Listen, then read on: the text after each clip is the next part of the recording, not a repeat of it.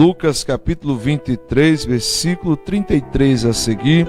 Eu vou passar a ler aqui a palavra que diz assim: E quando chegaram ao lugar chamado a Caveira, ali o crucificaram, e aos malfeitores, um à direita e outro à esquerda. E dizia Jesus: Pai, perdoa-lhes, porque não sabem o que fazem. E repartindo as suas vestes, lançaram sortes. E o povo estava olhando, e também os príncipes zombavam dele, dizendo: Aos outros salvou, salve-se a si mesmo, se este é o Cristo, o escolhido de Deus. E também os soldados escarneciam dele, chegando-se a ele e apresentando-lhe vinagre, e dizendo: Se tu és o rei dos judeus, salva-te a ti mesmo.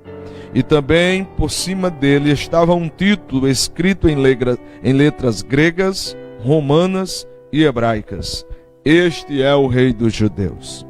E um dos malfeitores que estavam pendurados blasfemava dele, dizendo: Se tu és o Cristo, salva-te a ti mesmo e a nós.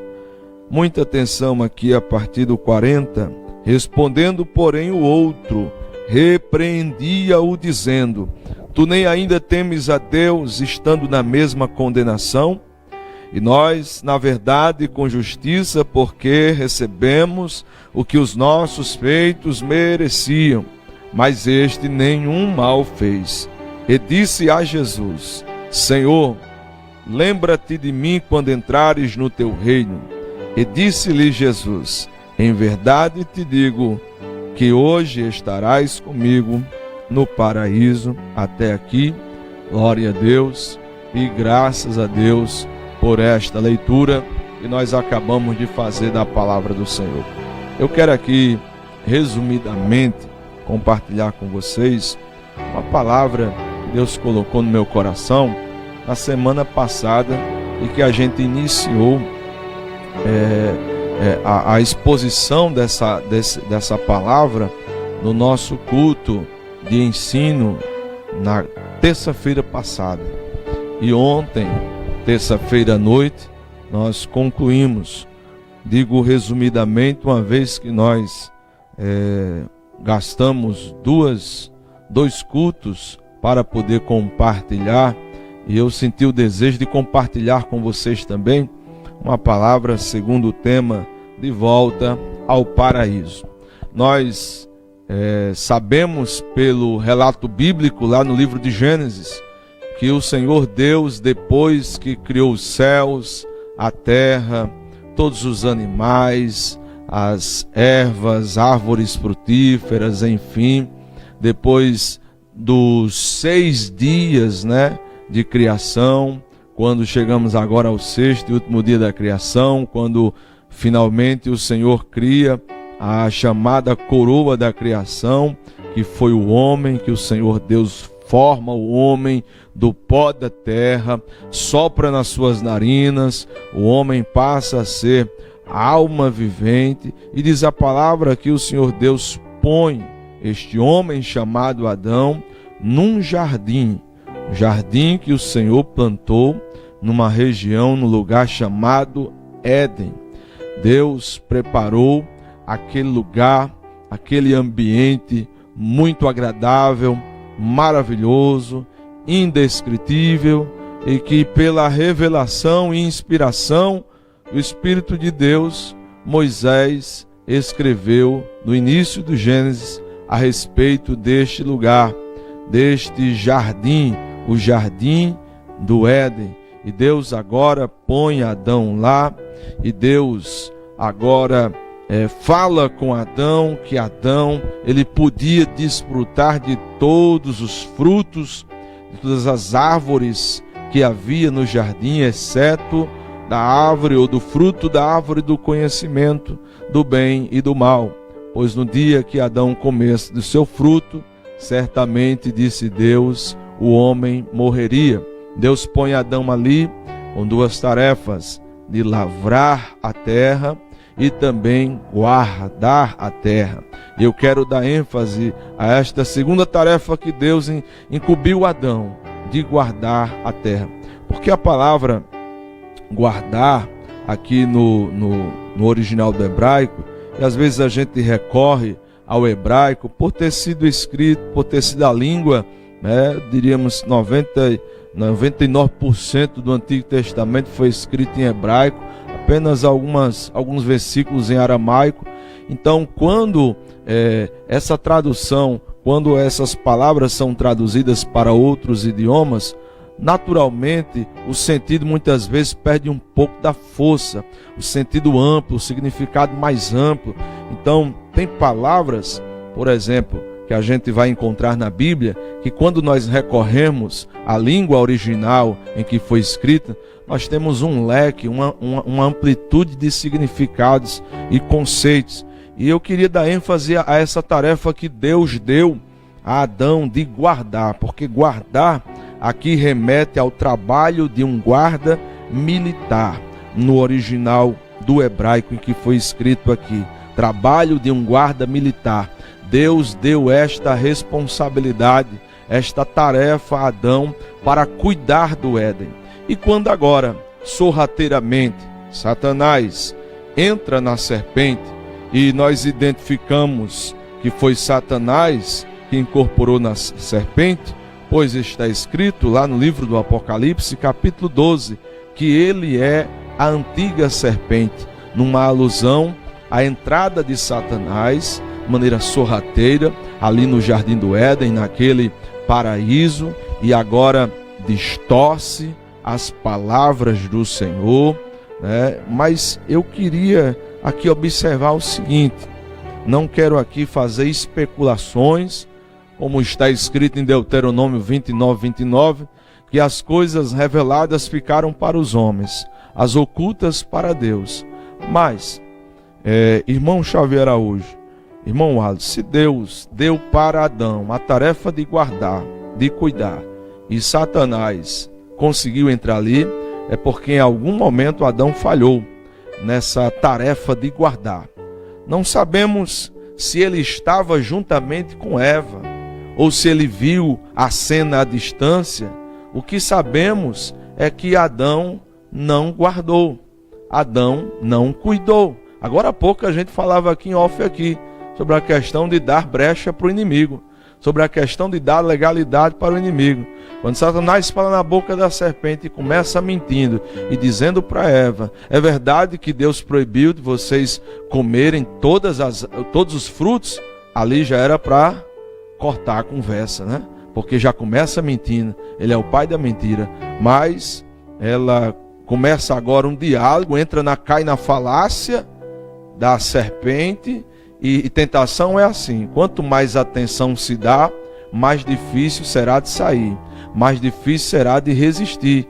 E começa aquele diálogo, aquela conversa ali, e Eva até faz um acréscimo do que Deus falou. Eva diz: não, na verdade Deus, ele não proibiu a gente comer todos os frutos, mas sim a árvore do conhecimento do bem e do mal. Deus falou que se a gente tocar, a gente morre. E não foi o que Deus falou. Deus disse se comesse, embora que uma coisa podia levar a outra. Mas ali Satanás causa confusão, engano na mente de Eva, que por sua vez cede à tentação. E diz a palavra que Eva vê que a árvore era boa para se comer, agradável aos olhos, o fruto, e desejável para ter ou para dar entendimento.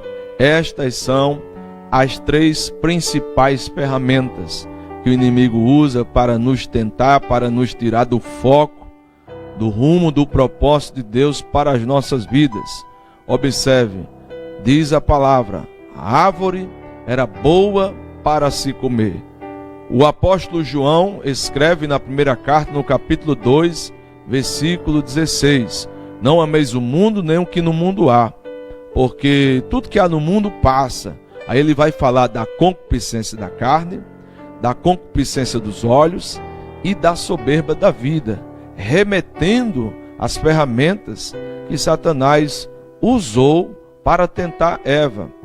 A árvore ou o fruto era boa para se comer, concupiscência da carne. O fruto era agradável à vista, concupiscência dos olhos, desejável para dar entendimento, soberba da vida.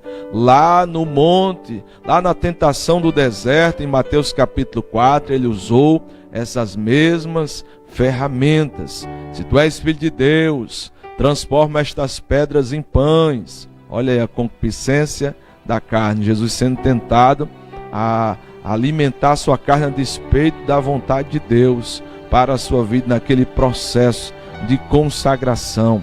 Concupiscência da carne, mostrou-lhe os reinos do mundo, concupiscência dos olhos. Aí depois vem a proposta: se tu és filho de Deus, lança-te daqui abaixo, soberba da vida. Enfim, estou contextualizando. Eva cede à tentação. Por sua vez, a Bíblia não diz que Adão ofereceu nenhuma resistência. Também comeu do fruto proibido. E aquilo que a princípio Satanás havia distorcido e enganado, dizendo: não, vocês não vão morrer coisa nenhuma. Vocês serão apenas como Deus. Vocês serão conhecedores do bem e do mal. Ele está acusando Deus de querer poder somente para si mesmo. O homem quer deste poder, o homem agora se deixa seduzir. E não vai demorar para que os seus olhos se abram, eles percebam que estão nus, e aquele prazer agora se torna em vergonha, confusão, inadequação humana, enfim. Então nós aprendemos com isso, irmão. Isso não é conto. Isto não é conto, isto não é fábula, isto não é ficção. Isto é real, está na palavra, e nós acreditamos que quando Deus nos proíbe ou nos restringe de algo, é para o nosso próprio bem. Não encare, não veja o evangelho como um fardo. Alguns até apresentam o evangelho como fardo. Só que o evangelho é muito mais ser do que necessariamente fazer. Porque se for só fazer, então vira legalismo.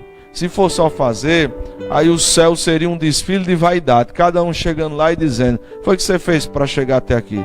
Eu fiz isso lá na terra. E você fez o quê? Eu fiz isso lá na terra. As boas obras são agradáveis quando feitas de coração, mas não são meritórias para a salvação.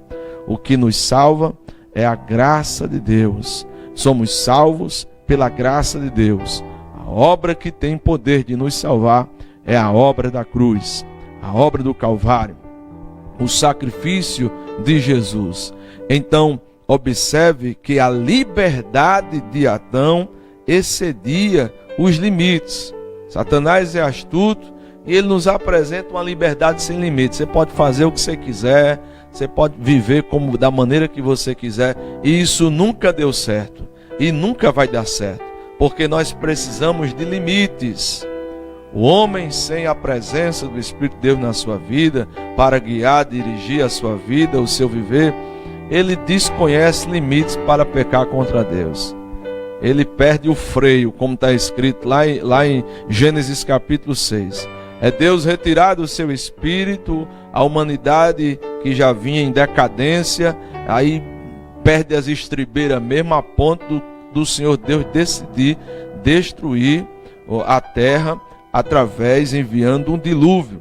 Então, aceite estas limitações que Deus impõe, porque é o melhor para a nossa vida. Se Deus deu toda aquela liberdade dada por Deus a Adão, excedia em muito as limitações. Apenas Deus disse: não coma desse fruto, porque se você comer, você vai morrer. Consequentemente, acontece, o homem não morre imediatamente. Adão vai ser um dos homens que mais viveu, mais de 900 anos, mas a morte chegou para ele. Enfim, com este ato, o homem agora é expulso do Éden. É aqui que eu quero chegar. Com este ato de desobediência, de rebeldia, o homem e a mulher, ambos são expulsos do Éden. Adão e Eva são expulsos do paraíso de Deus. E diz a palavra de Deus que, ironicamente, O homem que Deus tinha incumbido de guardar, agora expulso do jardim, do paraíso, e Deus põe querubins ao oriente do jardim do Éden e uma espada pegando fogo, uma espada inflamada que andava ao redor da árvore para guardar o caminho, o acesso à árvore da vida. Pastor, mas qual é a relação dessa história com o texto que nós lemos lá em Lucas, capítulo 23? Há uma relação, há uma conexão, há uma sintonia, porque assim como quando o homem cai, quando o homem peca contra Deus, desobedece, Deus vai até o jardim na viração do dia, e diz a palavra: passeava o Senhor no jardim na viração do dia. E Deus agora começa a fazer perguntas, faz pelo menos 3 perguntas para Adão. Primeiro, onde estás? E Deus, eu costumo dizer, quando você lê na Bíblia, Deus perguntando, não é porque tem dúvida ou incerteza ou porque não sabe. Quando Deus pergunta, Deus está propondo reflexão, Deus está confrontando-nos.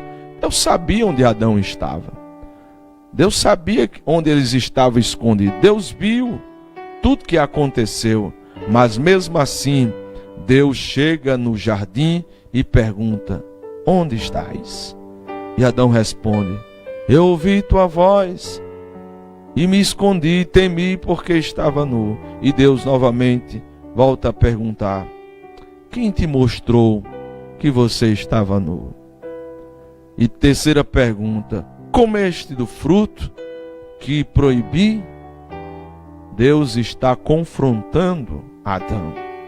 Ao mesmo passo que Deus confronta Adão, eu vejo aqui também Deus vindo em busca do caído, Deus em busca do pecador, que ao invés de reconhecer a sua falta, ao invés de admissão de culpa, ao invés de confissão de erro, pelo contrário, começa a se justificar. Meu irmão, tem algo que eu digo por vezes, tem gente que diz: eu sou tão fraquinho, sou um crente tão fraquinho. Seja um crente fraco, mas sincero diante de Deus. Seja transparente com Deus. Nada de justificar o erro. É confissão, é admissão, é sinceridade. Senhor, não vigiei. Senhor, eu falhei. Senhor, errei. Não é ter prazer. Não é o que Paulo escreve na segunda carta aos Coríntios, no capítulo 12, na passagem do espinho na carne. Sentir prazer nas fraquezas. Não é prazer das fraquezas, mas sentir prazer na fraqueza, no sentido que quando eu estou fraco, seja espiritualmente, seja fisicamente, eu posso contar com o poder de Deus, com a restauração. Se eu me quebrantar, se eu me humilhar, e se humilhar diante de Deus, não é você, não é autocomiseração, ficar dizendo para Deus que não presta, que não vale nada. Senhor, eu não presto, eu não valo nada. Isso não é humilhação diante de Deus. Humilhação diante de Deus é reconhecer a nossa posição diante dele, de que Ele é Senhor, nós somos servos. Ele é Criador, nós somos criação. Ele é Pai, nós somos filhos. Ele é Deus, nós somos homens, carentes, necessitados, dependentes totalmente dele. Somos pó e para o pó voltaremos. Fomos formados do pó. O homem se ilude, pensa que é maior que Deus, que pode, que manda, que desmanda. O domínio que o homem tem foi Deus que permitiu, é Deus que permite. Grande é o Senhor, todo-poderoso é Ele, Altíssimo somente Ele. Adão, ao ser confrontado, não reconhece o seu erro, não confessa, não admite, pelo contrário, Adão faz transferência de culpa. E se você analisar, Adão não culpou só Eva não, Adão culpou a Deus também. Porque Adão disse assim: foi a mulher que o Senhor me deu. Então Adão estava dizendo para Deus: o Senhor tem parte nessa culpa também. A mulher que tu me deste. Ou seja, se o Senhor não tivesse, na hora que Deus criou, você achou bom, não foi Adão. Porque Deus chama todos os animais à presença de Adão. Adão começa a nomear, dá nome aos animais, uma inteligência tremenda. E só que Adão percebe que nenhum dos animais corresponde à altura, à companhia dele. E Adão se sente só, sozinho. E Deus, conhecendo a solidão de Adão, dá-lhe uma anestesia divina, cai num profundo sono, tira uma costela dele, da costela dele forma Eva. E quando Adão desperta, que vê Eva, aí Adão deu glória a Deus, né? Adão disse: esta é a varoa, Ishar, que vem de Ish, varão. Esta é a varoa, porque saiu do varão, carne da minha carne, osso dos meus ossos. E ele fica maravilhado, ele fica feliz, mas na hora que a casa cai, aí ele não admite, não reconhece. Ele diz: foi a mulher. E foi a mulher que o Senhor me deu. Pensa numa coisa que provoca a ira do Senhor, irmãos. Digo que mais provoca a ira do Senhor, que mais entristece seu espírito, não é necessariamente a queda também, mas é principalmente a falta de reconhecimento, a falta de transparência, a autojustificação. A mulher, por sua vez, tenta se sair também, cada um mais liso que sabão, e a mulher vai culpar a serpente também. Foi a serpente. E Deus se dirige para a serpente e pronuncia ali as maldições, amaldiçoa a serpente. Adão, não é que Adão não trabalhasse, mas o desgaste não era como passou a ser depois da queda, não havia esse desgaste. Portanto, agora Deus diz: do suor do teu rosto comerás. Até então Deus criou árvores que, além de produzirem frutos suculentos, maravilhosos, eram árvores, diz a palavra, agradáveis à vista, árvores belas. Mas agora vai aparecer a primeira menção de espinhos e cardos na Bíblia. Então a terra passa a ser amaldiçoada e produzir também espinhos. Isto remete a dores, sofrimentos. Olha como é bom se sujeitar à vontade de Deus, a despeito da nossa vontade. A vontade de Deus, já disse Paulo, é boa, perfeita e agradável. Então, meus irmãos, quando agora Deus está confrontando eles, o homem não admite, não reconhece, consequentemente, o homem é expulso do paraíso. Mas assim como Deus foi até o Éden e buscou o perdido, o caído, o pecador, o desobediente, o rebelde, Jesus também vem à terra. O Senhor Jesus também vem a esta terra para restaurar o homem ao paraíso de Deus, para possibilitar ao homem reconciliação com Deus. O homem que estava afastado de Deus, à margem de Deus. Homens se sobressaem durante esse período da queda de Adão até a vinda de Jesus, temendo a Deus a seu tempo. Mas somente Jesus vai oferecer agora como sacrifício, como o Cordeiro de Deus, que tira não é o pecado individualmente, é o pecado do mundo. Se o mundo quiser, se os homens quiserem. Outrora, o homem oferecia para Deus um animal, por exemplo, um cordeiro. Aquele cordeiro devia ser sem defeito, quando da instituição da Páscoa, de um ano, macho, e alguém passava com o cordeiro, e vamos aqui conjecturar, alguém podia olhar e ver o Alisson passando com seu cordeiro e exclamar: lá vai o Alisson com seu cordeiro para holocausto, para sacrifício do seu pecado. Só que Jesus, quando vai se aproximando do Jordão, que João Batista está batizando, João Batista, ele declara com muita propriedade: eis aí o Cordeiro de Deus. Não é só o Cordeiro de Alisson, não é só o Cordeiro para tirar o pecado de Xavier, para tirar o pecado de Judenberg, para a transferência de culpa, é o Cordeiro de Deus que tira o pecado do mundo. Do mundo. Agora cabe ao homem, porque tem gente que não quer, não consegue conceber. Eu já ouvi gente dizer: eu não consigo conceber essa ideia de inferno, de condenação, sendo Deus tão amoroso. Irmãos, isso é simples. Deus não se agrada, o próprio Senhor fala no livro do profeta Ezequiel: a minha alma não terá prazer na morte do ímpio. Não tem um prazer na morte do ímpio.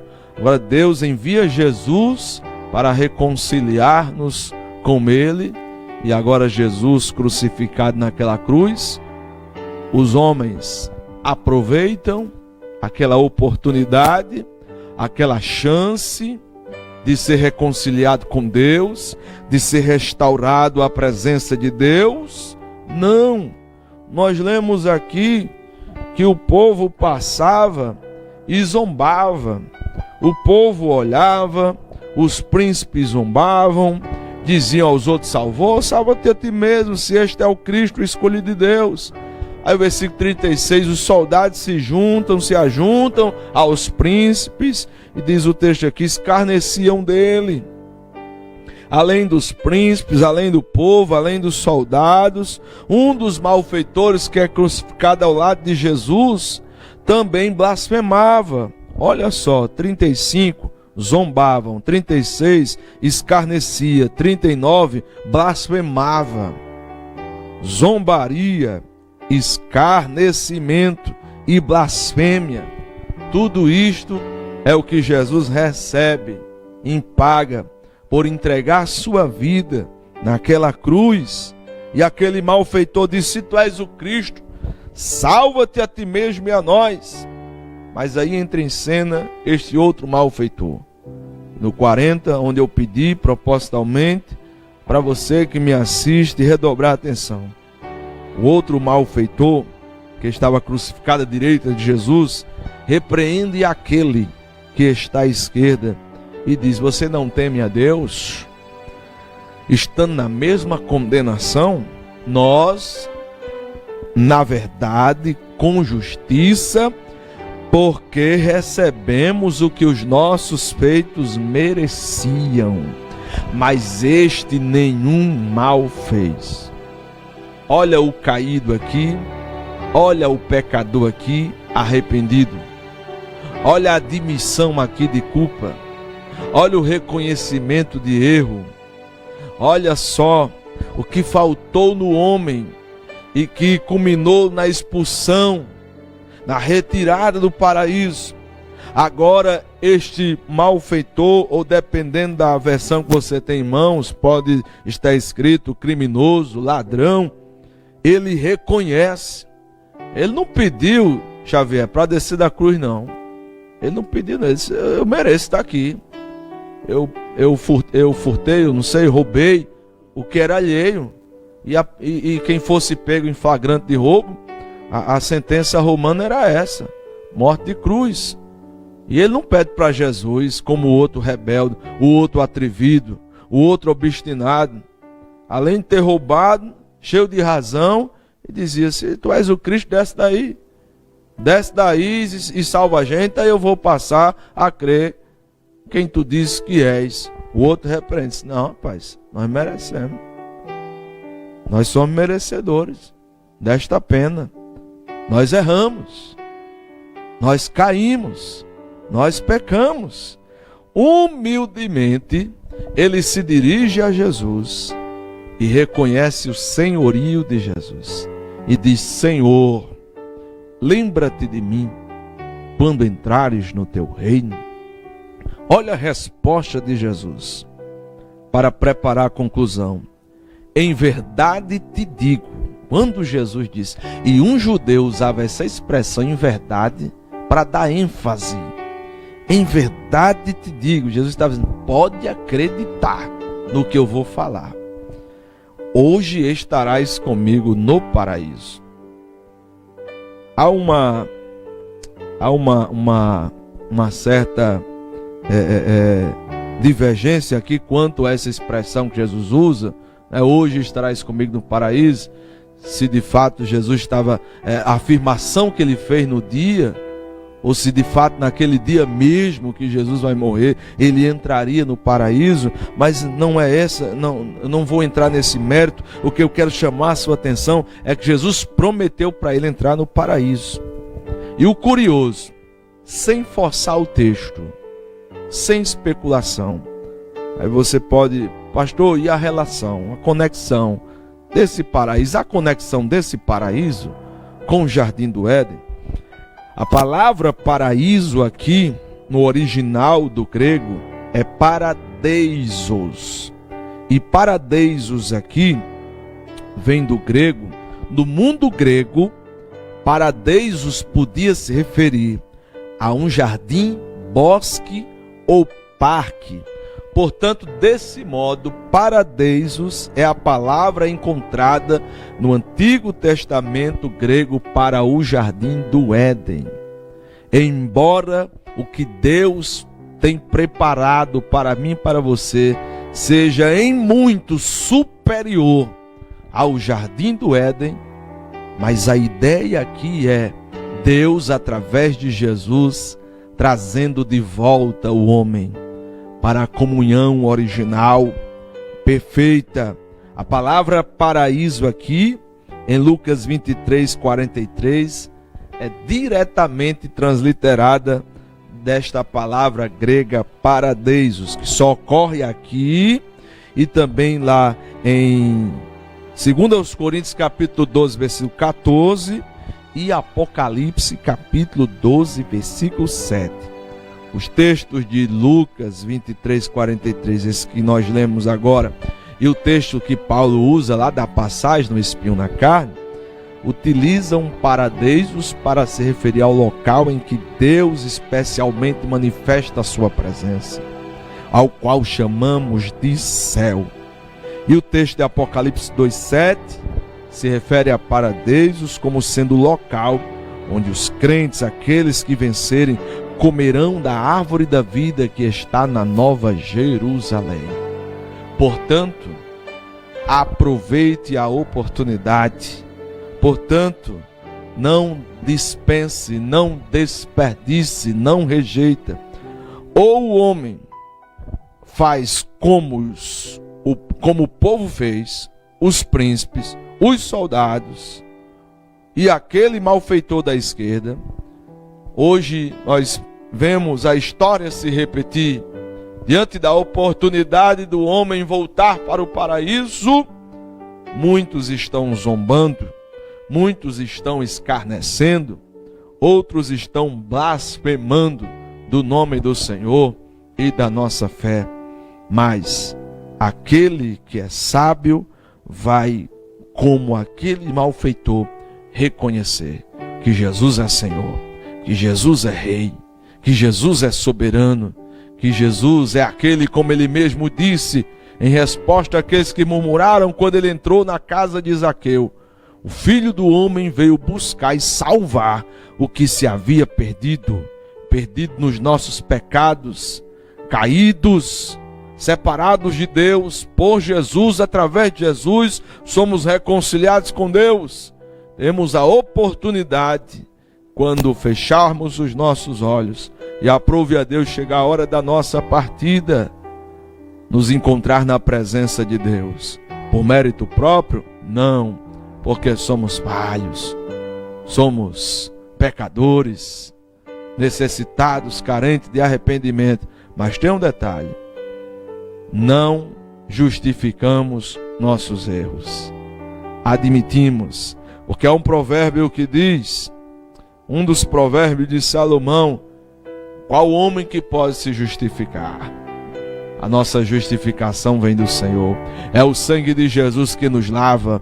O sangue de Jesus tem poder de nos purificar. O sangue de Jesus tem poder de nos justificar diante da acusação contrária. Este é o poder do sangue de Jesus. E Apocalipse 12 diz que nós venceremos pelo sangue do Cordeiro. Pelo sangue do Cordeiro. Quando Jesus expira, o véu se rasga de alto a baixo. E o acesso a Deus passa a ser livre, direto por meio de Jesus, que através da sua morte nos abriu um novo e vivo caminho. Então, não desperdice essa oportunidade. Paulo, ele não hesitou em colocar sua cabeça, em expor sua cabeça para ser degolado, por ordem de Nero, porque lá no capítulo 12 de 2 Coríntios, ele teve o privilégio e modestamente ele diz: conheço um homem em Cristo que há 14 anos, se no corpo não sei, se fora do corpo não sei, Deus o sabe, mas ele foi levado até o terceiro céu, e estando no paraíso de Deus, que é o mesmo paradeisos aqui de Lucas 23:43, Paulo diz: ouviu palavras, coisas que são inefáveis. Ou seja, Paulo diz: por mais que eu tente descrever, palavras não são suficientes para descrever a glória que Deus tem preparado. Por isso que em Romanos 8:18 ele diz: para mim tenho por certo que as aflições desse tempo presente não há de se comparar com a glória que em nós há de ser revelada. Eu fico maravilhado porque quando leio Apocalipse, capítulos 21 e 22, eu vejo que o que Deus tem preparado é coisa superior àquele paraíso onde o homem falhou, onde Satanás pôde entrar, encontrou legalidade para entrar, mas no paraíso de Deus, Satanás não vai poder entrar, porque no paraíso que Deus preparou para o homem aqui na terra, no jardim do Éden, era Adão que guardava.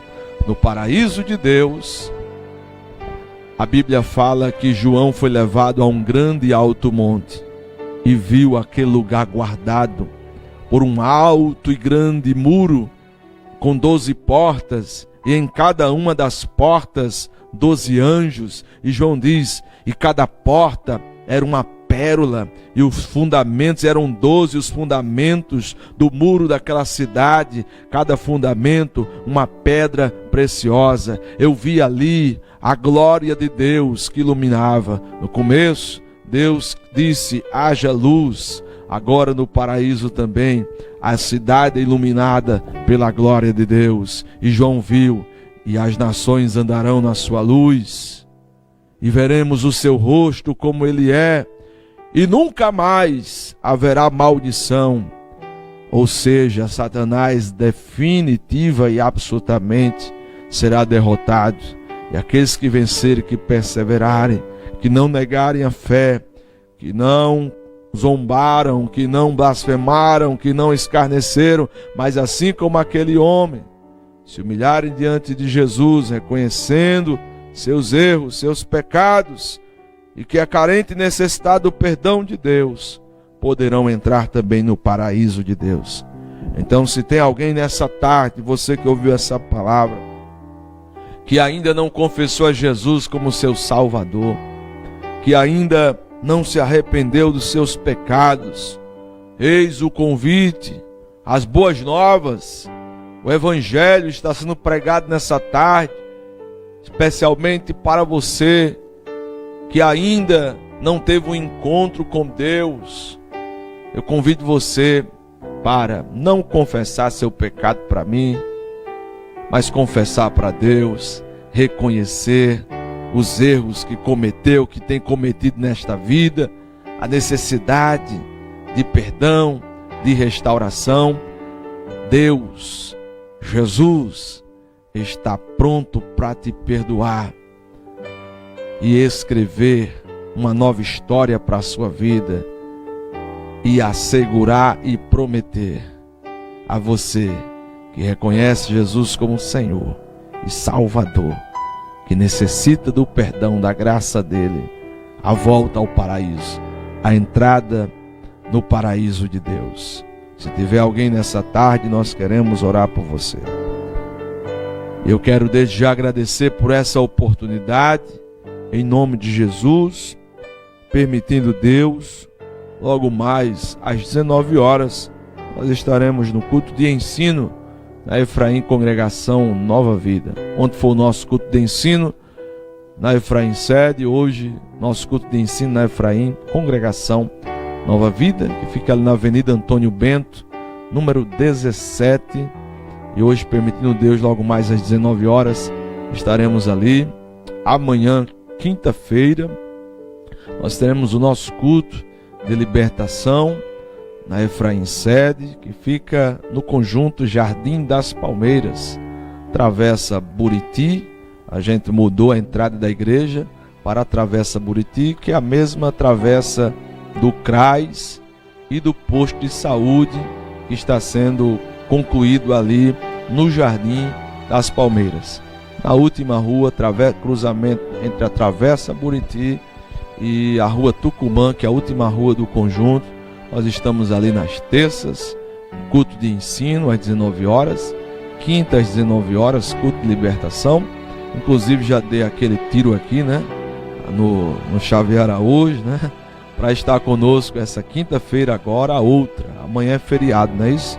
Feriado de Tiradentes, né? Essa quinta-feira agora, a próxima, os irmãos aí, nós vamos mais uma vez receber a presença e cooperação do nosso amado irmão Xavier Araújo, adorando ao Senhor, uma noite de adoração ao nosso Deus, em nome de Jesus. Sábado, às 15 horas, círculo de oração, e domingo às 18 horas, são os nossos cultos de departamentos. Esta é a nossa programação da Igreja Sede. E hoje, permitindo Deus, estaremos ali no Nova Vida, pregando, ensinando a palavra de Deus no culto de ensino.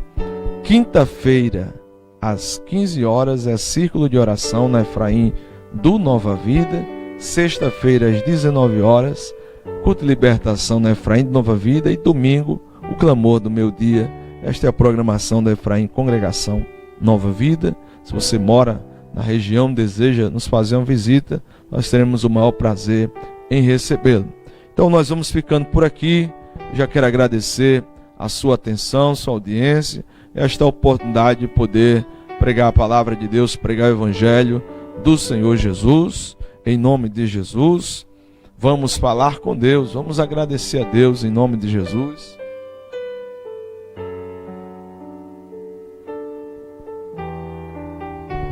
Vamos falar com Deus. Pai do céu, em nome de Jesus, a Ti oramos, Te agradecemos, Pai, por mais esta oportunidade de poder, Senhor, chegar neste lugar para pregar a Tua palavra, para pregar o Teu Evangelho. Meu Deus, eu creio na Tua palavra quando diz que a palavra do Senhor não voltará para si vazia, Pai. Que pecadores, assim como nós, reconheçam, admitam a sua culpa, necessidade e arrependimento, se voltem para o Senhor e aceitem esta fé, Jesus amado, e esta oportunidade de ser restaurado à presença do Pai, através do Filho. Jesus amado, continua abençoando essa TV, toda a programação, meu Deus, o Teu servo, o nosso irmão Xavier Araújo, irmão Alisson, toda a parte técnica da TV Sonora, como sempre te pedimos, Pai, os patrocinadores, em nome de Jesus, abençoa, levanta mais e mais também, Senhor, mantenedores para esta obra, vai tocando nos corações, Pai, pois este tem sido um canal de bênção, meu Deus, instrumento na divulgação da Tua palavra, do Evangelho. Pai do céu, em nome de Jesus, é assim que te pedimos e desde já te agradecemos. Amém e graças a Deus. Amém, pastor. A minha oportunidade. Amém, pastor Judenberg. Já queremos desde já agradecer ao Senhor essa disponibilidade e essa aula, né? Essa aula que a gente fica ali, né, bebendo, né, aprendendo um pouco mais da palavra do Senhor. Que Deus continue abençoando a sua vida grandemente. Muito obrigado. Quarta-feira estaremos de novo juntos, viu? Permitindo Deus, sim. Quarta e quinta, né? Quarta aqui e quinta lá, né? Tá lá. Estaremos juntos semana que vem, 2 vezes, em nome de Jesus. 14h50, 14h50 minutos. Queremos agradecer a você pelo carinho da sua audiência. Muito obrigado. Reprise deste culto, é um culto, sim, deste culto logo mais às 19 horas. 19 horas.